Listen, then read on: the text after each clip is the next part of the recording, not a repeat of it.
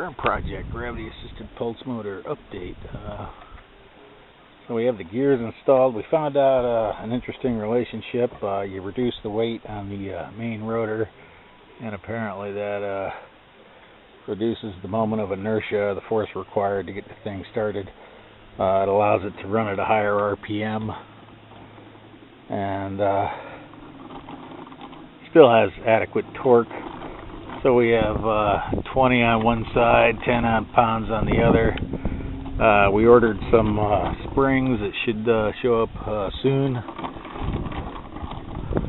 And so if I can get about 60 RPM at the input shaft, the output shaft will be around 360. There's plenty of torque. If I try to stop it once it gets going, it's very difficult, so we should do well under load, and it'll all come down to how much force we can actually generate from the linear pulse motor configuration. We can always buy bigger magnets, but I think right now I have 4 220-pound pull force, 1.5 by 1.5 cylinders. So we'll start with that and go from there. We can always add more magnets if required and add more weights. The gear transmission's currently at 1 to 6,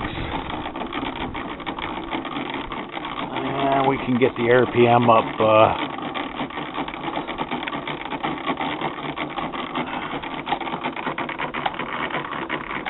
quite a bit.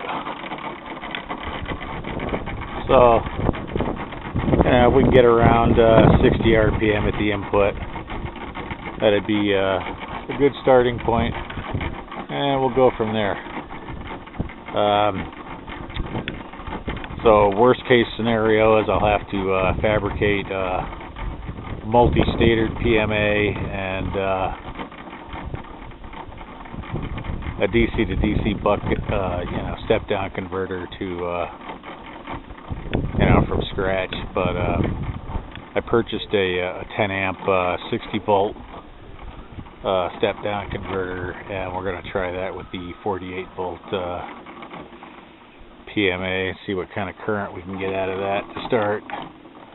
And that was always the most difficult part with the wind turbines, was matching the alternator to the system, to the turbine. But this will be easier. It's easier to change, the parameters. I can change the gear ratio and the weights and the amount of voltage that's supplied to the linear pulse motor. So we should be able to zero something in that's acceptable.